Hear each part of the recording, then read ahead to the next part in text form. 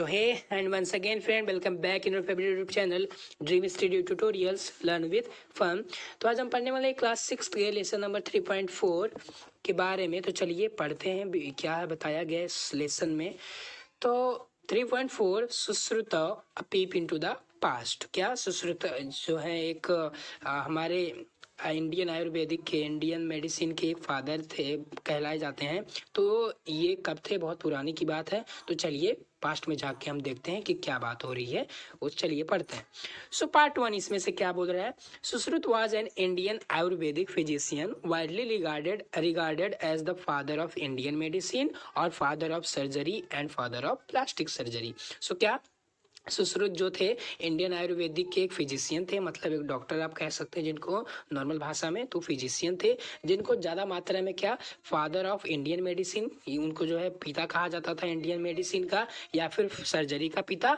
और साथ ही साथ वो फादर ऑफ मेडिसिन या फिर सर्जरी, फादर ऑफ सर्जरी के साथ साथ वो फादर ऑफ प्लास्टिक सर्जरी, जो प्लास्टिक सर्जरी आज होती हैं स्किन को अगर कहीं जल गया तो उसको जो है रिप्लेस कर देते हैं, या फिर चेहरे बदलने हो गए, आप सभी जानते होंगे। तो प्लास्टिक सर्जरी के अभी उनको पिता कहा जाता था।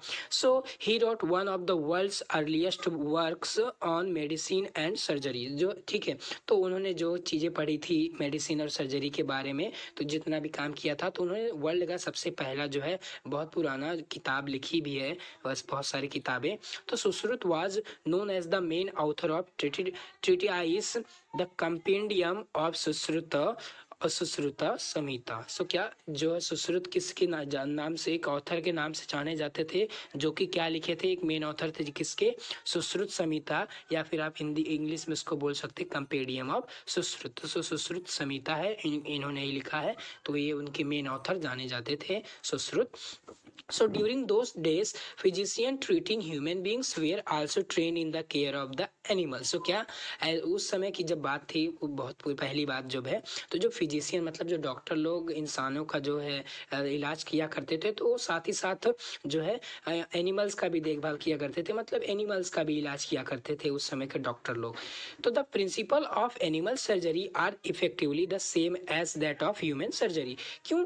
क्योंकि जो नॉर्मल चीज़ें थी, प्रिंसिपल जो था कि जो एनिमल्स थे और जो इंसान लोग थे, ह्यूमन बीइंग की जो सर्जरी थी लगभग बराबर ही थी, सेम ही थी, ज़्यादा अंतर नहीं था, फर्क नहीं था उसमें। So Indian medical treatises like Charak, Susrut and Harita Samhitas contain chapters or references about care of the diseased as well as the healthy animals. So क्या जो कुछ बुक है मेडिकल इंडियन के मेडिकल्स में जो कि लोगों ने लिखा है, जैसे चरक हो गया, सुश्रुत हो गया, या हरित संहिता हो गया, तो इसमें ऐसे कुछ चैप्टर हैं जिनके अंदर चैप्टर्स बताए गए हैं, जिनके अंदर जो है बहुत सारे डिजीज के जो है ट्रीटमेंट दिए गए हैं। तो उसके बाद फिर So there were, however, physicians who specialized only in the care of animal or even in one class of animal.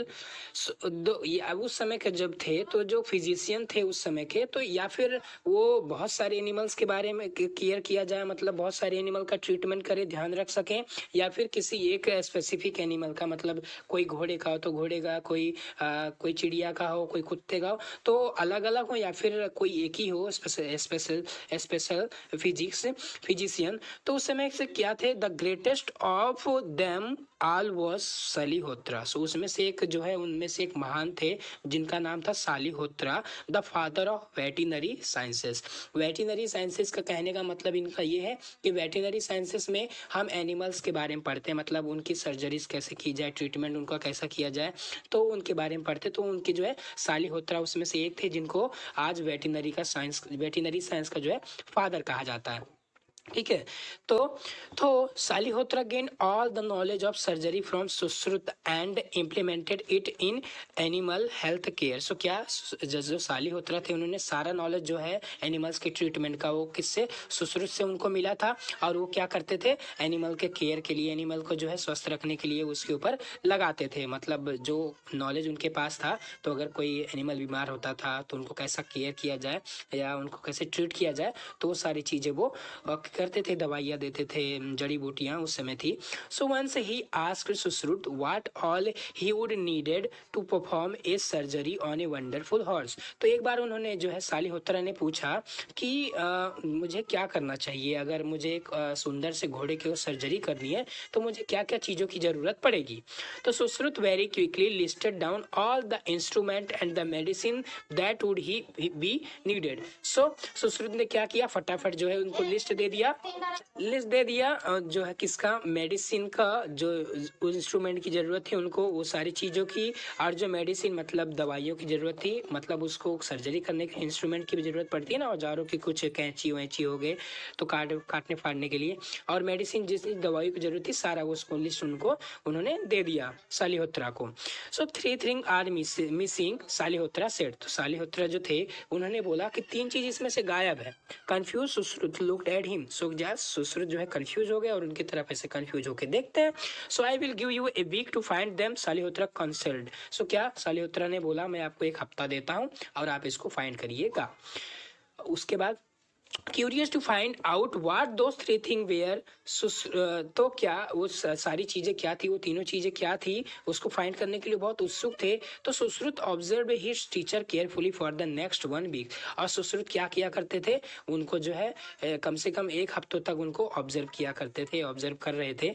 So before operating the horse Salihotra observed every part of horse. So क्या जो horse जाता था या उसका operation करने के पहले जो है सालिहोत्रा क्या किया करते थे, वो हॉर्स के सारे पार्ट्स को ऑब्जर्व किया करते थे, सारी जितना भी पार्ट है उसका बॉडी, तो उसको ऑब्जर्व किया करते थे, देखते थे अच्छे से।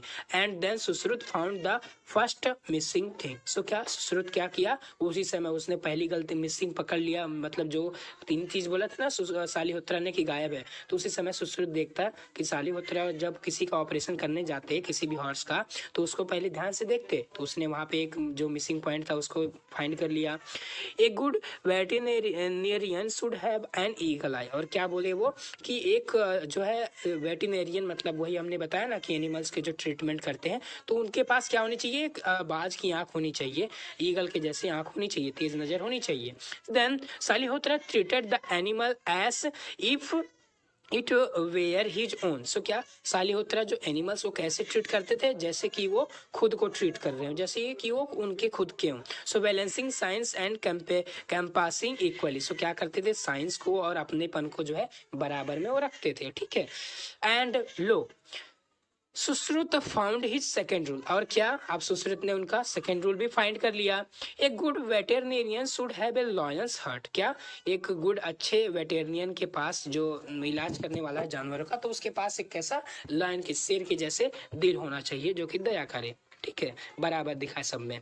सो Salihotra help the horse recover after the surgery. So क्या वो क्या करते थे, जब सर्जरी के बाद जो है घोड़े को जो है रिकवर होने का टाइम देते थे, मतलब उसके साथ ही रहते थे, उसकी मदद किया करते थे। तो Sushruta come to know that a good veterinarian should have a mother touch too. और क्या, एक गुड वेटेरिनियन के पास क्या होना चाहिए, माँ के जैसा भी दिल होना चाहिए, माँ के जैसा एक गुड वेटेरिनियन टच भी होना चाहिए उसके पास। जैसे कैसे मम्मी पापा जो मम्मी कैसे ख्याल रखती है बच्चों का अपने, वैसा एक जो है सर्जरी करने वाले को होना चाहिए। सो पार्ट 1 हो गया हमारा। पार्ट 2 देखते हैं क्या है। So tradition of veterinary therapy developed very early in India and this has survive to the present time. So क्या, जो वेटरिनरी थेरेपी था हमारे इंडिया में तो बहुत पहले ही डेवलप हो गया था, आ चुका था, और आज भी जो है चल रहा है वही सारी चीजें।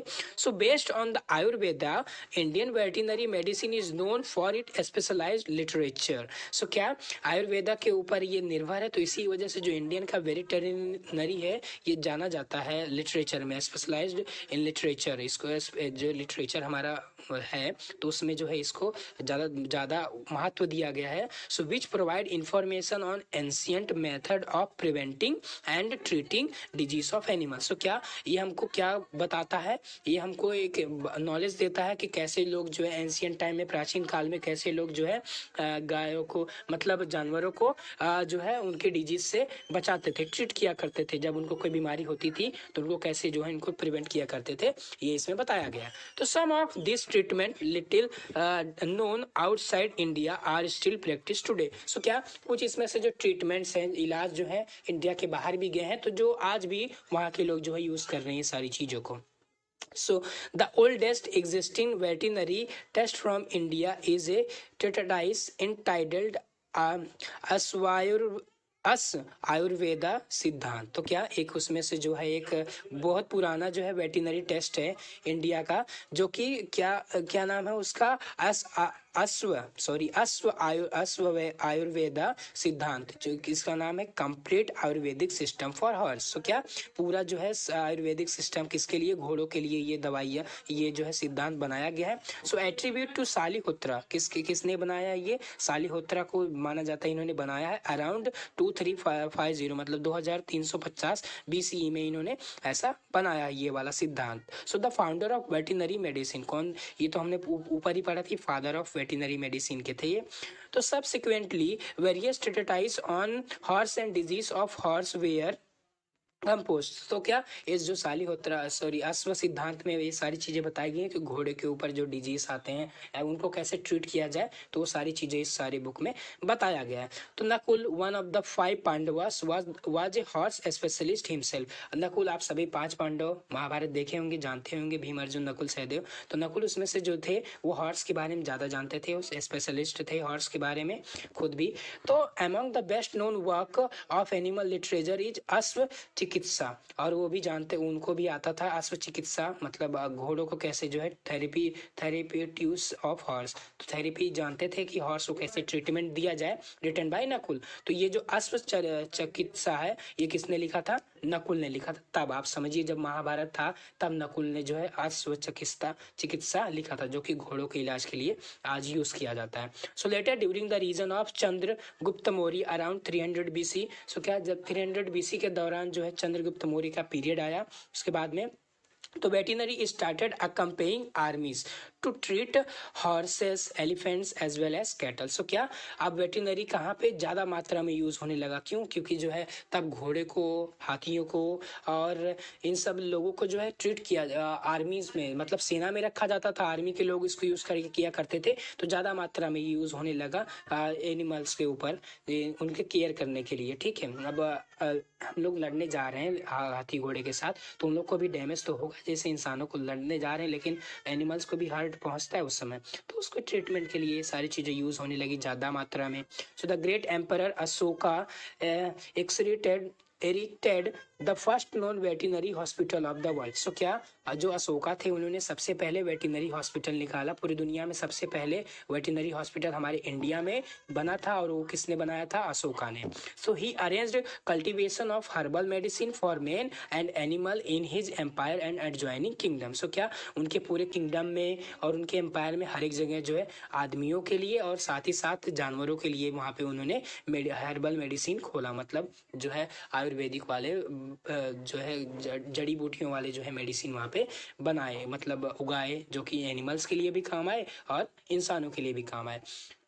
So giving the animal general tonics and simultaneous was practiced in order to ensure good mental and physical health. तो क्या एनिमल्स को जो है एक नॉर्मल सी टॉनिक दी जाती थी, साथ ही साथ उनके साथ जो है अच्छा उनका ताकि जो है उनका मेंटल जो रहे, सोच दिमाग रहे वो भी ठीक रहे, और फिजिकली वो भी फिट रहे, तो उनके लिए उनको एक टॉनिक दी जाती थी नॉर्मल सी. So prevention of the occurrence of disease was also given importance. और क्या जो कोई भी डिजीज आता था तो उसका जो है प्रिवेंशन, मतलब उसका इलाज भी जो है उस समय दिया जाता था और उस समय आ भी जाता था. तो cleanliness of animal, maintenance of stalls and stables, quality of food, disadvantage of over feeding were looked after. उसके बाद क्या एनिमल्स को जो है सुरक्षा, मतलब साफ सुथरा रखा जाने लगा.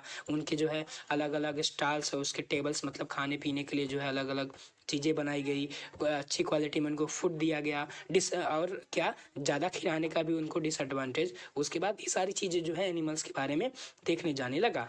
सो Utilization of animal by products was also done wisely by our ancestors. So क्या जो बाय प्रोडक्ट्स होता था, हम जो खाना खाते हैं उसके बाद जो बच जाता है तो वो भी सारी चीज़ों को जो है एनिमल्स को जाके दे देना, तो ये सो यूटिलाइजेशन हमारे पूर्वजों से करते आ रही हैं। और ज़्यादातर बहुत सारे तो बचा हुआ खाना हम डाल देते हैं, गाँव में तो अभी भी होता है। So conversion of milk into butter, और जो मिल्क हम लोग निकालते हैं एनिमल से जो हमको मिलता है तो उसको किस में, बटर में, घी में, कर्ड में, खोआ में, एक्सेट्रा इस सब चीज़ों में हम लोग जो है कन्वर्ट कर देते हैं मिल्क को। सो आज a common practice and still is, और क्या एक नॉर्मल सी एक प्रैक्टिस थी जो कि आज भी जो है चल रही है। So chicken was utilise for it meat while sheep was utilise for it wool. So क्या चिकन जो है आज हम किस लिए, मीट के लिए यूज़ करते हैं, और सीप को जो है आज हम लोग कपड़ों, ऊन के लिए यूज़ करते हैं। So also India has always had immense knowledge in the field of veterinary sciences. So क्या इंडिया के पास हमेशा से ही जो है वेटनरी जो फील्ड है, साइंस है, इसमें से इसके सबसे पास ज़्यादा नॉलेज था, पहले से ही ज़्यादा नॉलेज था। So it is not chosen as a career by many due to a lack of awareness. So क्या ये बहुत सारे लोगों को जो है करियर के रूप में, अब जैसे हम अपने करियर के रूप में डॉक्टर बनना चाहते हैं, लेकिन हम लोग को नहीं मालूम है कि डॉक्टर के भी बहुत सारे फील्ड्स होते हैं, जिसमें से एक वेटनरी साइंसेस मतलब एनिमल के लिए जो है डॉक्टर होते हैं। तो हम लोग बनना चाहते हैं लेकिन हमको मालूम नहीं है, हम लोग अवेयर नहीं है, तो इसी वजह से जो हम लोग इसका अपना करियर नहीं बना पाते हैं, इसके बारे में हम लोग को, बहुत सारे लोगों को नहीं मालूम है।